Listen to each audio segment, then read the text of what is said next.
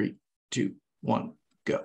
Hello. This is Ignacy from Portal Games. And this is Stephen Bonacore, the Podfather of Gaming. You are listening to Board Games Insider, episode 249, and we're recording this late on September 26th, 2022. Board Games Insider is a proud member of the Dice Tower Network. And when this podcast drops, I will be at the World Series of Board Gaming in Vegas, baby, Vegas. I'll be doing commentary on the ring events and the finals where someone will win $25,000. And I am the VIP guest of honor at this event.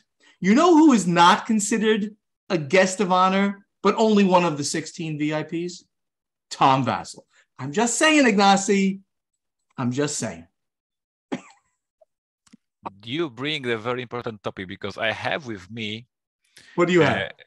This badge. So if you guys are watching on Podfather YouTube Gaming, you can now watch it. This is a badge of Ignacy being a special guest of a convention, because the challenge between Ignacy and Steven on how many guests you were at the conventions. I was this weekend. I was the International Comic Book Festival in Poland, and I was a guest speaker, of course, due to the Batman and Torgal games that I'm doing for the comic book IPs.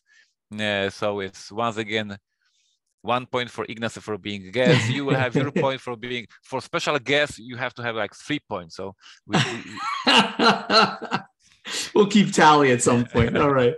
Tell us what's happening at Portal Games. I know there's got to be a tremendous amount of Essen stuff going on. My team is hopefully ready. It is no time for preparing for Essen. It is time to be ready for Essen. So hopefully they are ready. Essen is next week as we are recording this podcast. So yeah, hopefully the product will be there.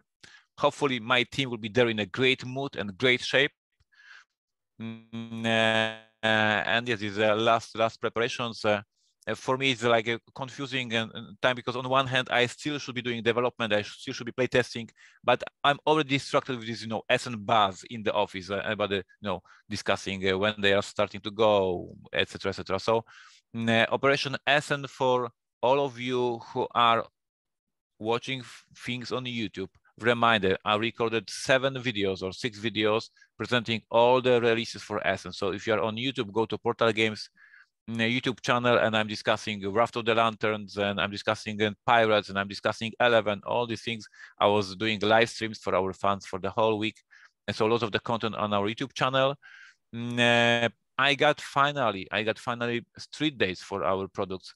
This is sometimes in the history of the podcast, our listeners remember that the street date for Essen, this is European market, was different than street date in America due to the logistics, due to the shipment of the product. So now I can confirm that the street date for the Neuroshima Hex Pirates, the expansion for Neuroshima Hex, is September 29th. So this is basically Essen time.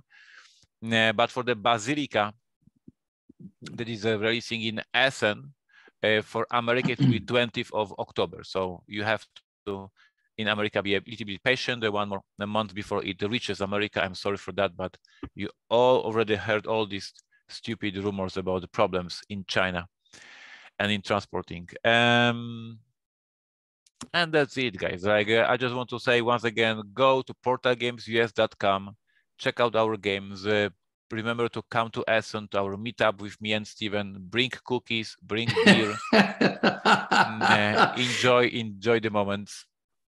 And that's going to be Saturday of Essen, 11 a.m. local time at the Portal Games booth. Do you know the booth number by any chance? Yes, I do. Yeah, what is it? 30010. I think something like that. Is there an O, not a 0, right? 3-O is 3-Oliver 18, right? Okay, yeah, right there in Big Hall 3. That's the big hall.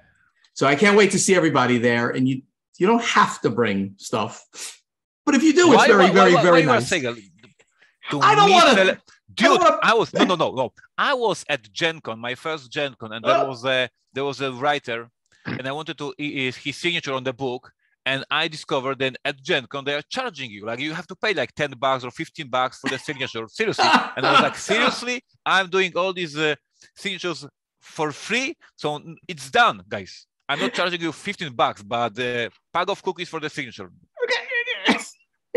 Okay, I will give you a signature without giving me a bottle of beer. However, I will love to accept the gifts as well. And it's just going to be so much fun. And remember, I haven't been to Europe, to Essen. Last time I was in Europe, last time I was in Essen was 2019 when Ignacy and we hung out in Krakow a little bit. It was wonderful. And then, of course, we were at the show and I was still working then. Nobody knew about the impending retirement except me. And it was great. And I'm so happy to be back again. This is just wonderful. So looking forward to seeing everybody. So here at the Podfather of Gaming, I'm going to mention this for a couple more weeks. This is the challenge to you. It's a challenge. Go to tabletop.events. On the top left corner, it says conventions. Click on that. And then in the search, put Podfather. And you'll get to Podfather the Cruise, which is happening January 7th through 15th, coming up soon. Just check it out. Maybe your spouse overhears this, your significant other. Maybe you say, a friend of mine loves cruises. Maybe I should tell them about it. And maybe then you'll end up going with them. 8 nights, going to South America. We're cruising for fun, gaming, maybe some drinking and socializing, and for charity. How great is that? Again, at tabletop.events, click on the top corner where it says convention, search for Podfather, you get directly to it, you find out all about it. There's only 3 weeks left or so that you can sign up, but you can check it out. Just check it out. That's all I ask. It's a challenge. Do me a favor. Even more important than bringing me beer, check it out. Maybe it sparks something with you or someone you know. Ignacy, this was a crazy busy weekend. We're recording this on Monday, as we just said, on the 26th of September. What a weekend I just had. You know what I did? I'm going to put, if you're watching this, you're going to see me doing those little air quote things. I air quote, I worked almost this whole weekend. What does that mean? Air quote work. I did 2 videos, two videos. I was able to do a exclusive video on Terraforming Mars, the dice game prototype.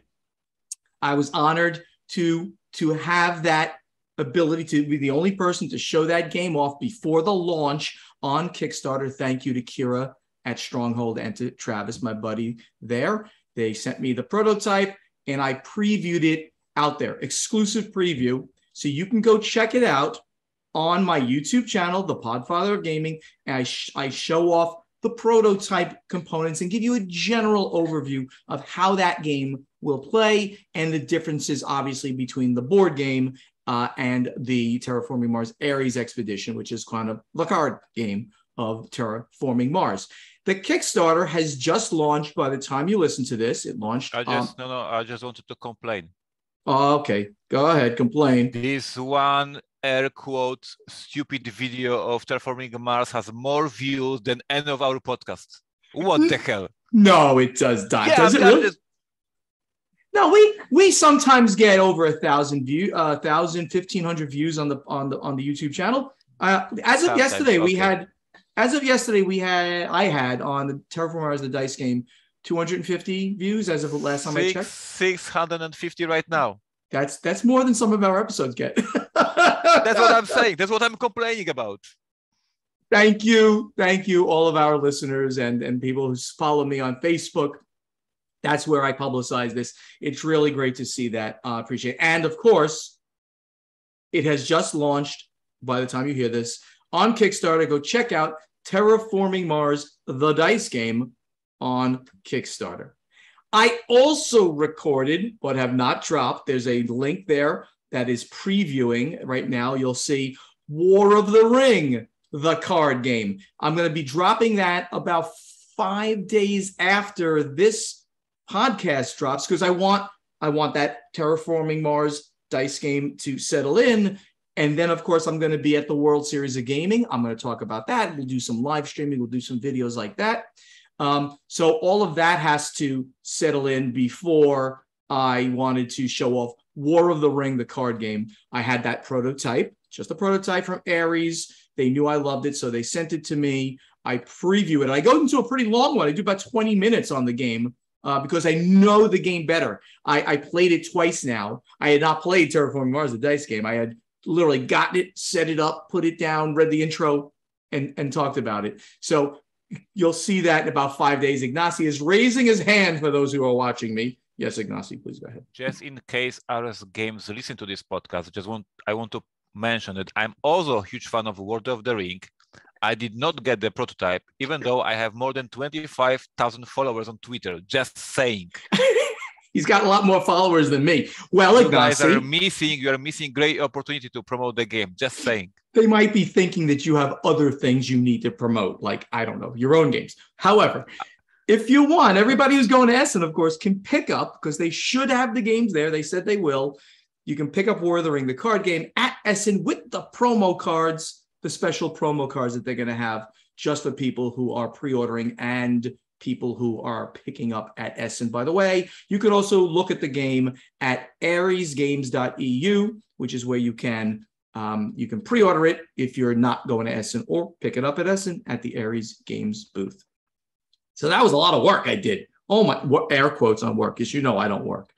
But other things happening now or in my mind that, I've been talking about. Poor Artemis 1, the space launch system, still is not able to launch. Not because of any technical issues. They've worked those all out. Now there's a hurricane barreling down on Florida. So they decided to postpone the launch to make sure everything's okay. They may or may not have not decided to roll it back into the VAB, the Vehicle Assembly Building, where it'll be safe. I think that they're going to announce that today.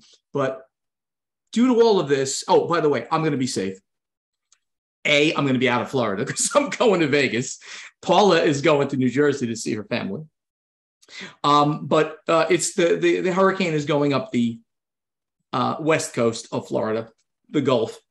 So my poor friends in Tampa and the Panhandle, again, are going to get hit by a major hurricane. Sorry about that, guys.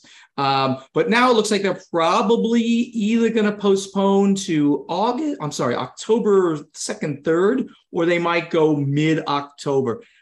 I just want this thing to fly. I kind of hope it's going to be postponed because then I'll be back from Essen. However, I want it to fly. So if it's better to fly on October 2nd, 3rd, go Artemis, go. I'm a team player for the space program. I just want to say that an independent publisher like Portal Games sometimes has a delay, like, delivering a game like 11.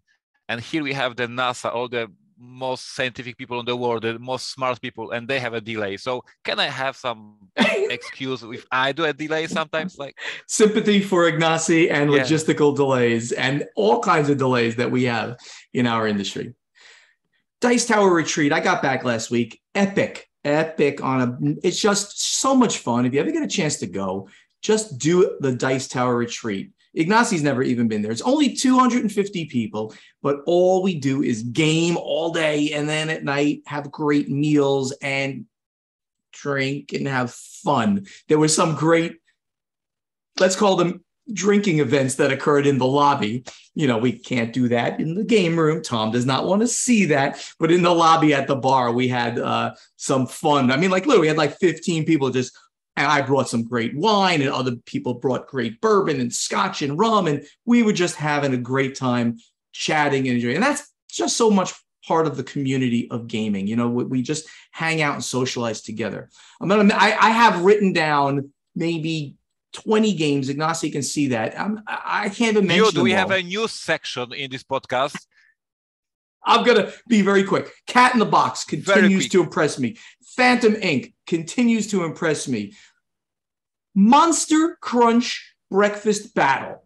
That is the silliest name of a game. It's based on the Count Chocula and Frankenberry and all those silly things on General Mills cereals. And someone designed a real game with that IP. And it's really good. And it's in the Dice Tower library. It's a ladder climbing game. Anyway, phenomenal game. Played so many things. Hung out with my buddy Zev. It was so good. All right, I mentioned the World Series of Board Gaming. Next week, I'm going to do some videos from there. It's going to be great. I'm going to be doing announcing from there. I believe they're going to live stream a lot of this stuff at their YouTube channel, WSBG. Just look up that World Series of Board Gaming on YouTube. You should be able to find them there. I'm going to be bringing with me the War of the Ring card game prototype and the Terraforming Mars dice game prototype to play as well. Then I'll see everybody in Essen. For all of you who, in the meantime, forgot the website address for Portal Games, is portalgamesus.com. This is where you can find the pre-orders for my new games, dear listeners. There's two people on this podcast, you know. Just because I'm more animated and more interesting doesn't mean... No, sorry, I didn't mean that on purpose.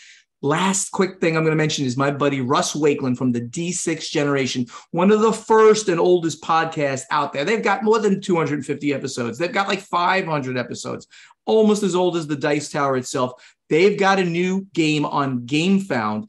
It's Dark Grim Games, Dark Grim Dungeon Master is the name of the game. He's reimagined the dungeon crawler.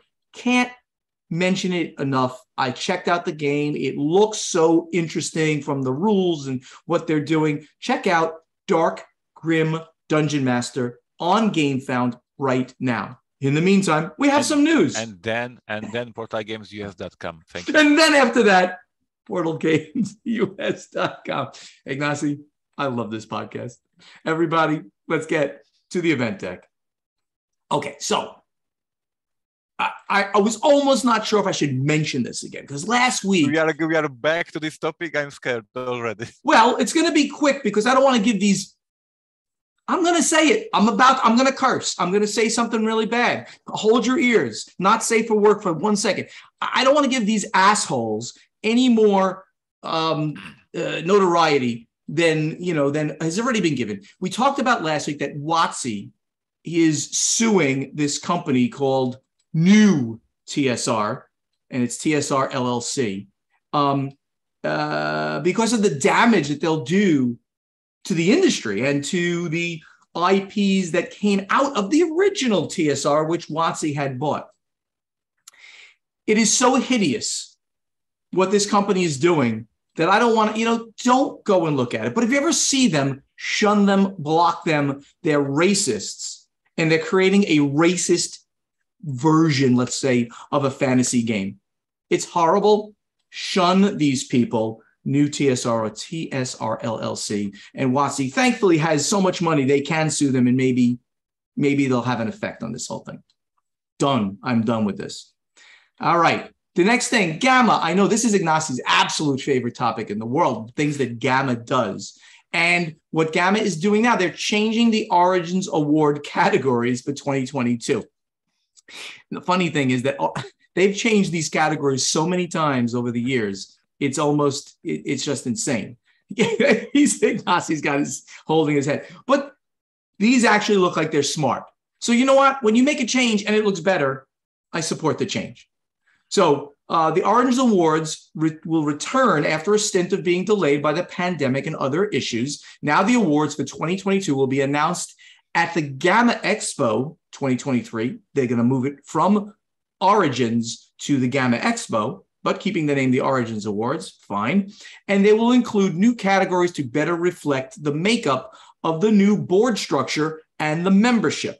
The categories are as follows. Tabletop Game of the Year. Okay, that's the one tabletop game to rule them all. That's the number one game of the year. Best board game, best card game, best children's game, best miniatures game, best collectible game, best role-playing core book, best role-playing game supplement, best artwork 2D and 3D, best game review, and best game accessory. I reported on this on Board Game Breakfast with Tom Vassell, and we all agreed, ZI and he agreed that best game review is got to be the weirdest category. Besides that one, everything else I like. I like what they did here. It's a good structure.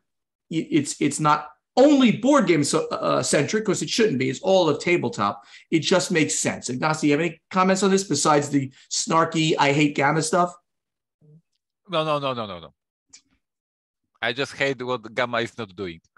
Best game artwork 2D, and then best game artwork 3D, best game artwork pencil, best game artwork oil, Best game artwork. Like seriously.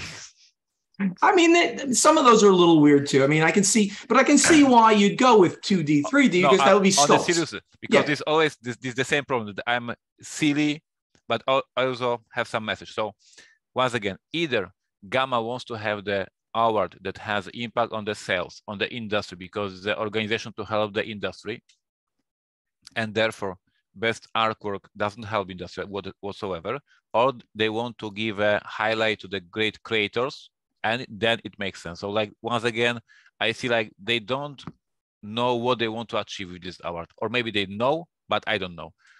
Besides that, best game review, I cannot wait to see nominations and discussion and how they will discuss which review is the best.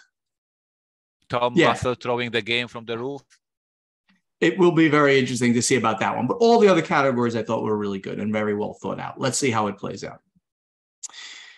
Next thing, we have that the Spiel has an app, which is really great. So they posted on their website that, and it's translated, so it might not be perfect wording. Here comes the Spiel app. The apps go online today, and this was back about a week ago. I'll help you, sir. I already download the app. Oh, good. I checked the app. Yes, guys. The app is super simple in terms of the layout, in terms of the graphics. Don't expect almost anything. It looks like a super simple app from like 10 years ago, but it has all the basic functions that are important for you. So you can search for the game. You can search for the publisher. So for instance, if you're looking for the new release from Portal Games, for instance, 11, you type 11, you will find the publisher, you will find the booth number, and then you can click and see the whole map. You can see, I should say map. Like the map. Like the whole map of the halls.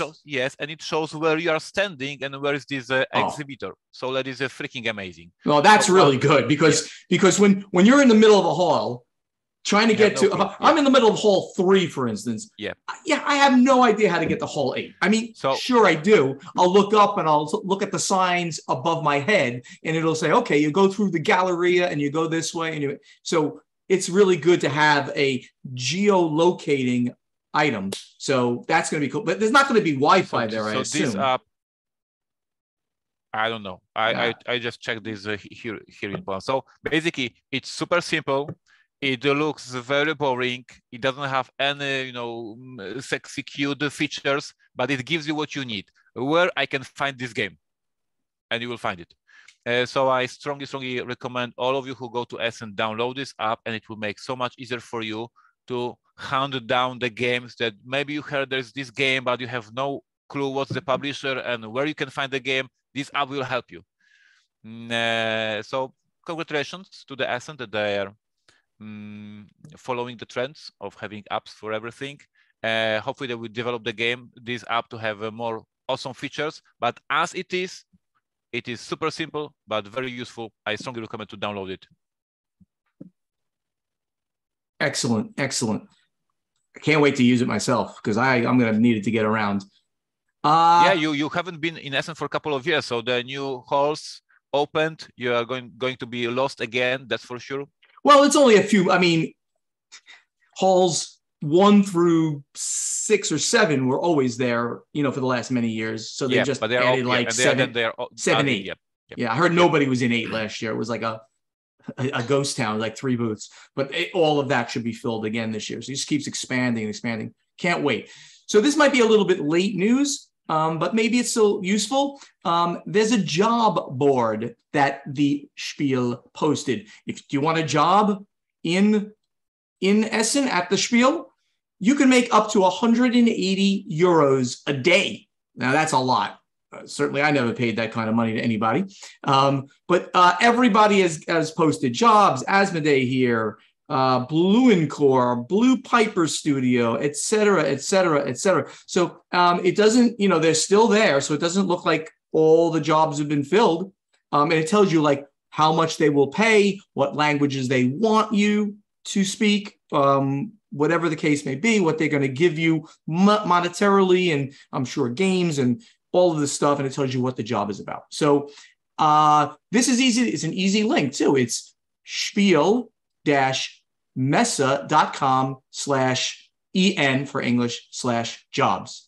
All right, so that's an easy one. You can go there and check out and see what's available if you want to get some compensation, and actually have fun. Next is Universal Distribution. That's the largest distributor in Canada. There was a very large interview done on ICV2 with that person. I'm not going to be able to go through it all because it's really big. But I wanted to point it out, mention that there was a very positive outlook on the Canadian market. Of course, they said that there's craziness and all of that. I want to mention the person's name. It's the CEO, Angelo Exarchakos, obviously a Greek name. And they're very positive and interesting and deep look into what's happening in the distribution market in Canada, in both games and comics, because most of these games distributors were rooted in the distribution of comics first. Very cool. I haven't read the interview yet, so I will not add any value here, but I'm definitely checking this interview because, as always, I'm super interested in all the industry gossips and informations. Yeah, and his take was that they have a different problem, let's say, especially when it comes to logistics. That Canada has a lower population base than, say, the United States, but it's spread over so much landmass, right? So it goes very, very wide as the United States, but very, very, very to the north. So it's a very, very big amount of landmass that they have to cover with their distribution. One of their logistical issues that they have, and then plus all of the other ones that we have all had. So I for this one, if you want to hear about the Canadian, we always talk about the American distribution issues. We always talk about the European ones. If you want to hear about other ones in Canada, go over to ICV2 and look for the interview for Universal Distribution and the CEO, Angelo Exarchakos. Sorry about messing up that name so badly. Now, this was my favorite article, a piece of news that I saw this week. And it's another Wizards of the Coast article, and it reports that WotC is releasing a D&D after-school kit and themed teaching materials to help support the use of Dungeons & Dragons in educational and enrichment settings. So let's talk about this. Wizards of the Coast announced a D&D after-school kit and themed teaching materials to help support the use of Dungeons & Dragons in this environment. As part of an initiative to promote D&D as a learning tool, schools, libraries, community centers, and enrichment organizations can now receive a D&D after-school kit to use as support for their after-school clubs and classrooms, which includes a copy of the D&D starter set, Dungeons of Stormwreck Isle. They will also provide new teaching kits aimed for grades 4 to 6 and 6 to 8 that help teachers add D&D to their language arts and mathematics lessons. D&D potentially has a number of learning benefits, including hands-on practice in math, reading, and writing. With a bit of patience and a set of polyhedral dice, a role-playing game like Dungeons & Dragons can transform the classroom for young people, said Antero Garcia, the associate professor at Stanford University. Wow, they got a guy from Stanford University to talk about this.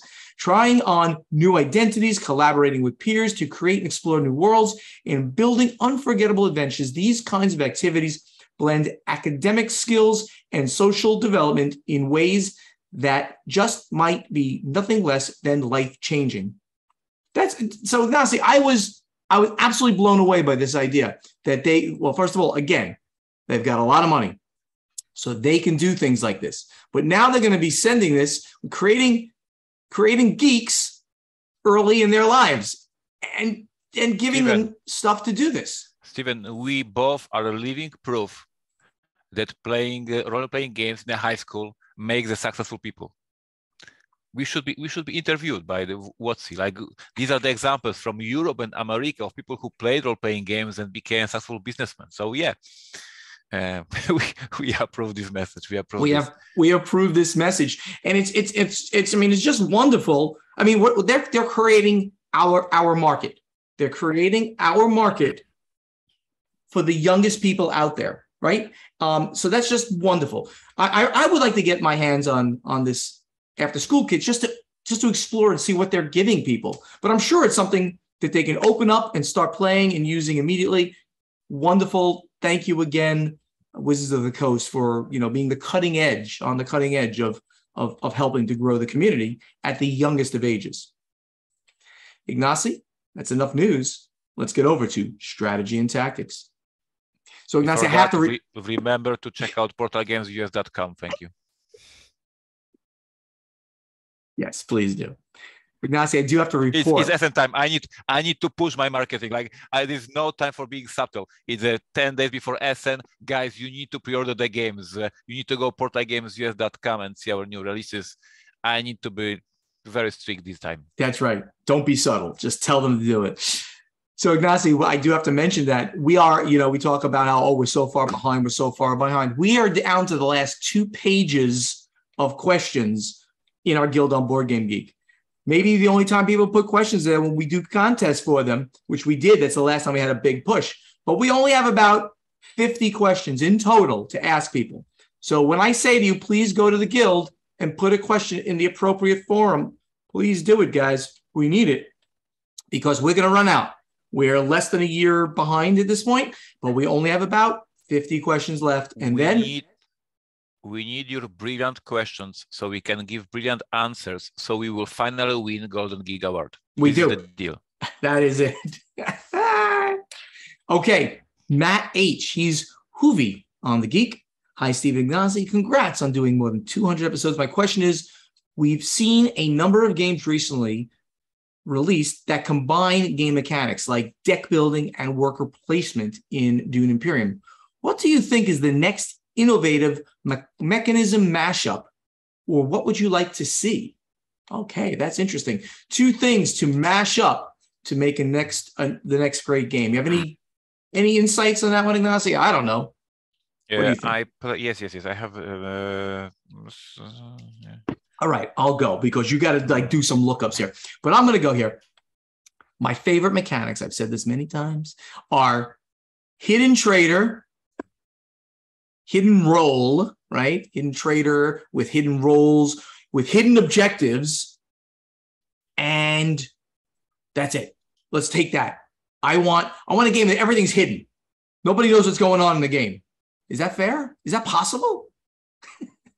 Those are the only thing I can think of. Hidden everything. You start the game. Nobody knows who they are, what their role is, who's a traitor, and what their agenda is, and what their objective is in the game. Huh. I'm trying to find the title of the game.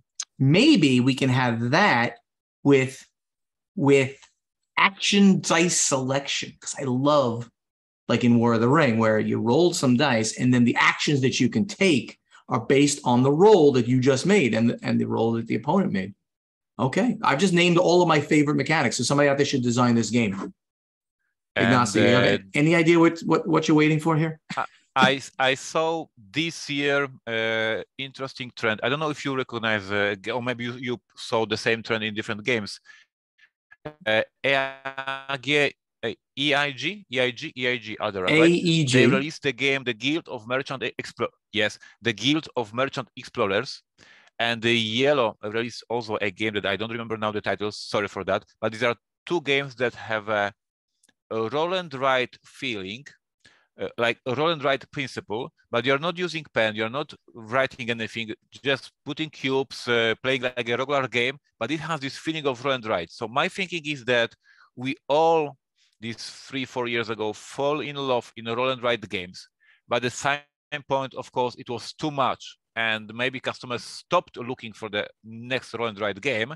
But the whole mechanism of, marking something on your very board and like almost writing it is very interesting. So I strongly recommend guys to check out the Guild of Merchant Explorers. And maybe it may be a new trend, like feeling like a roll and write, but without the roll and write mechanism. And maybe it is something new. I'm looking for more of these games of this type. Interesting. Okay. Peter Tierney, who's at Unit 04, he says, you mentioned LudoFact in episode 199. We mentioned them a lot. Biggest print. I would venture to say they're the biggest hobby game printer in the world at this point. How many other major hobby board game, he says publishers, he means printers, are there outside of China? Or is essentially only LudoFact? Ignacy, I thought when I saw this question before, and I said, let's play a game, you and me right now. You name another printer in the world outside of China, and then I will. I go first because I made up the game. So I will mention Treffel in Poland. I'm mentioning the other Treffel because there are two Treffels in Poland. That's not fair. You have to name a different one. Seriously, there are two different companies. They have just the same name. It's ridiculous. It confuses the whole industry. There's a Treffel Gdańsk and Treffel Krakow. Totally two different companies. Wow. Does Treffel mean something in? Yeah, is a suit in the cards in the poker. One of the suits. Which one is it? Is it spades, hearts, clubs, diamonds? One of these. I don't know them in English. Okay. All right. Now, NSF out of the Netherlands. Go ahead. Granna, Warsaw. Oh, that's a good one. That's a good one. Now I can't. Now I'm stumped already. Because there are so many in China. Carta Monday. They print cards, but I think that they're also doing games. I'm going to say them. Okay. Axel Malina in Krakow. Oh, so he knows all the Polish ones. Then if you can do that, he just said LudoFact, which I'm going to say LudoFact USA. It's different than LudoFact Germany. See, I can do that. I can say Media Gold, also Krakow. It's not fair. You guys, you're losing this game. I'm going to lose the game. Because to be honest, for no reasons whatsoever, Poland is like an El Dorado of manufacturers of board games. And we really have 5 manufacturers in Poland, which is absolutely ridiculous. Yep. It makes no sense technically, but indeed, I know all these manufacturers. They're all our friends, and the whole Europe is printing here in Poland. I mean, there's a lower cost to print, right? I mean, that's the bottom line. It's always like a workforce, most likely, yeah. But how it happened that all these very expensive machines, because the infrastructure is super expensive to have these machines to print the cards. How it happened that they are located in Poland? Because for the workforce, I confirm that we have lower salaries than in Western Europe. Right. Exactly. I would also, there's a whole bunch of them in the Czech Republic as well. I just can't think of them right now. Hobby World is the biggest one in Russia. They're starting to come to me right now as I think, but so Peter, there's a lot of printers outside of China. There's just more in total in China, basically because China has the facilities there, the very, very, very low cost of labor and more facilities there that have been developed over years and years and years. So that's to remind our listeners once again, but all these mentioned manufacturers are not doing plastic. We are talking boxes, cardboard, boards, cards, tokens, wooden pieces, but no plastic pieces. Exactly. So you want plastic of any kind, you're sourcing it out of China. Maybe you just make them in China and then send them to the factory that we just mentioned, but plastics almost exclusively, not 100%, but really close to 100% must come out of China. 75 years of injection molding facilities have made that by far the cheapest place to do it. Richard Lupino, who's at R Lupino, congratulations again on 200 episodes. Everyone's still back at that. My question is, do you think moving forward, we will see more games like Oath? By that, I mean true legacy games where the previously played game has a direct impact on the next game. So I have to say, I've never played Oath. And Ignacy, have you played Oath? No, not yet. Okay, so I don't know that game in particular. But I'm going to say, Richard, I think that every legacy game has an impact on the rest of the games you play. Now, the impact that you made in game 1 might not be seen in game 2, but overall, it's going to be seen at some point in the game, right? So I personally think that Gloomhaven is a legacy game. Some people say, oh, it's not a legacy game. No, it's nonsense. Of course it's a legacy game. You literally rip up cards. You change things in a material way over time. Some people say, well, it's a campaign, not legacy. I disagree. It's both. It's a campaign game with a big legacy element. So there, a change is made in a given game. You might not know what happens for 10 games later, but that change can have an impact later on. So, but that's just one example. Pandemic Legacy was sort of the first of the good ones. Risk Legacy was less good. And certainly every time the game is played, another rule changes, and this changes. Maybe some new characters come out. You might not see them immediately, but they should have an impact going down the line. Ignacy and I both have to play Oath now, or at least research some Oath to see exactly what you mean by has a direct impact. Because I'm of the opinion they all have a direct impact. Yeah, but he's asking if there will be more. I think that we are now in this balance phase when there is a lot of legacy type games on the Kickstarter and almost none on a retail. Why? Because designing these legacy games is so much more work than a regular game, because you have to play test over the whole campaign. It is like a really, really completely different way of playtesting games. And you can discuss with Rob Davio about that, how much work there is in the legacy games. So all these very expensive, big, story-driven legacy games are landing on Kickstarter because of the cost of production. And in a regular retail, we see less of these games these days. And I think this is a trend that will be in the upcoming years as well. Breaking news, Artemis 1 will roll back to the vehicle assembly building. I just got this on Twitter. Breaking news, you can still pre-order games for Essen at portalgamesus.com, and they will be delivered to Essen hopefully next week. Every time I say something about my life, you have to say that. I love it. I absolutely love that. Marcus Shepard, at Marcus Shepard, you often mourn the lack of good data in board game publishing and marketing. I think more of the public does than we do. Actually, no, it's true. We do too.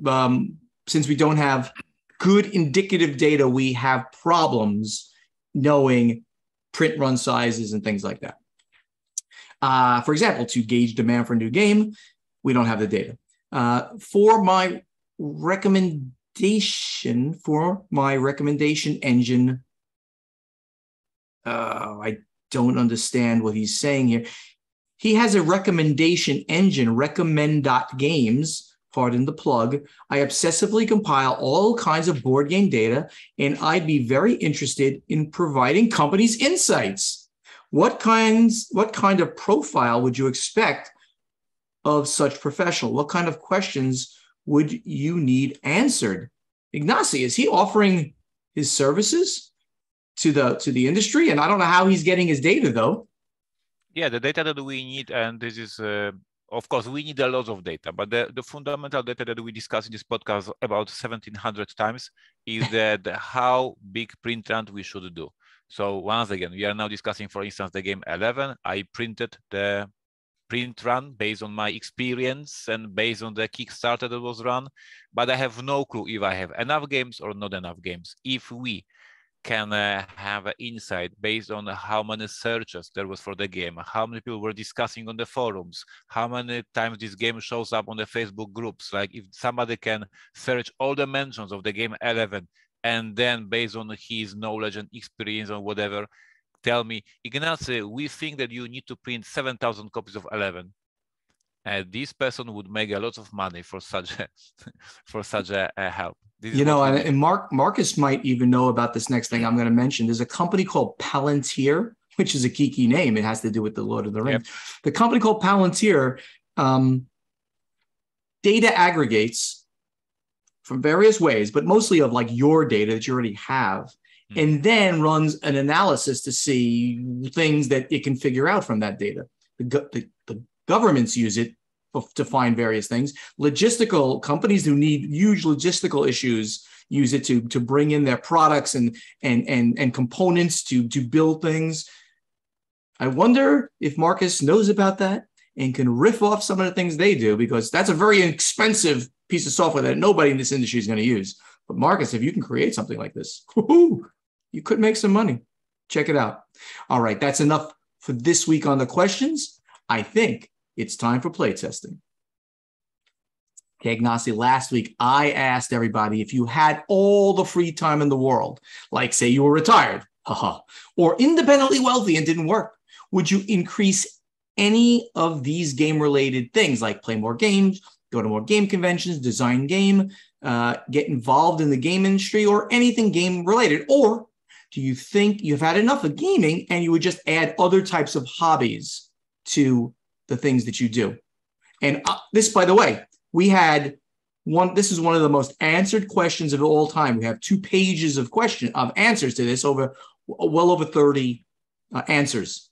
Ignacy, who have you chosen to point out today? Yes, in general, guys, I see that you want to play more games, which yeah. makes perfect sense because all of you have probably 500 games on your shelves and you need time to play them. So this was the most common answer. I will pick the funny one because this is from our listeners and our friend Paul Marchbanks, and he said he would design the Batman version of the game 51st State and then keep bugging Ignacy to publish it.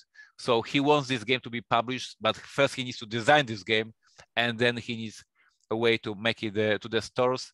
Paul, is not happening. Sorry.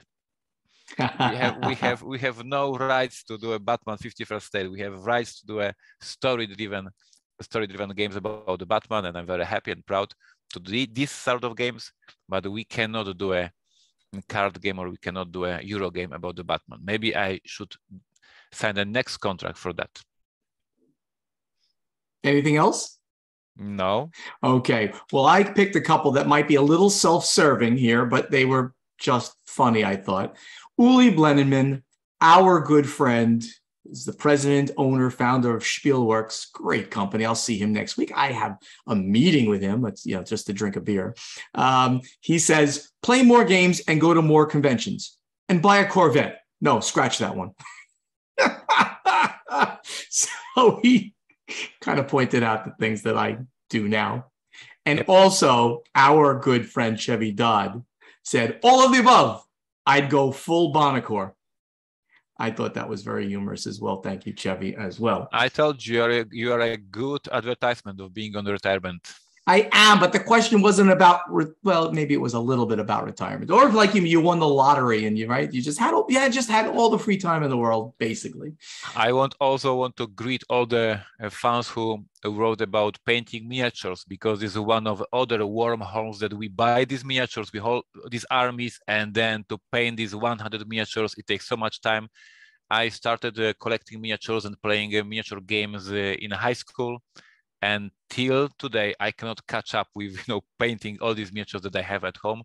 Now, we are doomed, guys. We will never paint all these miniatures. There's no chance. Sorry to say that. My good buddy Rod Phelps has gotten so good at painting miniatures. Now, he's not retired. He works for Sikorsky Helicopter. So he's busy. But in his free time, the man is painting miniatures like crazy. And I agree. That's a great hobby. I don't have the patience or the eyes to do that. So I can't do it. I'll take one more. It's Ryan E. He says, probably like others, I'm a school teacher, so I get an annual preview of retirement called Summer Vacation. Cool, in the past point where I still need to take classes to move up in the salary schedule, other certification points. So I'm not doing summer. So if I'm not doing summer school, I have a wide open 10 weeks. Surprisingly, I find that I don't do much extra gaming, or at least not as much as I think I would. I play pretty steadily over the school year, so I end up focusing on other hobbies during the summer. See, other people, other hobbies. Since people in my gaming circle are still working, I don't really open up more gaming time except for solo gaming. Nevertheless, I'm surprised every summer when I look back and see how little gaming I did compared to the time available. Being off from Memorial Day to mid-August does make it easy to take advantage of the convention season. So he focuses on other things he likes, but he does go to conventions during that summer season. He's wrong. We will play more games. Believe in me. We will play more games. We need to believe in that. One more. Valentine Cretan says, I created and invested in several volunteer organizations and a nonprofit organization related to board gaming. So that's really nice. So he uses his time in volunteer organizations and nonprofits. That I think is wonderful. So thank you everybody for Answering that question, we had a lot of great answers there. A lot of people said board gaming will happen. Ignacy, what you got this week?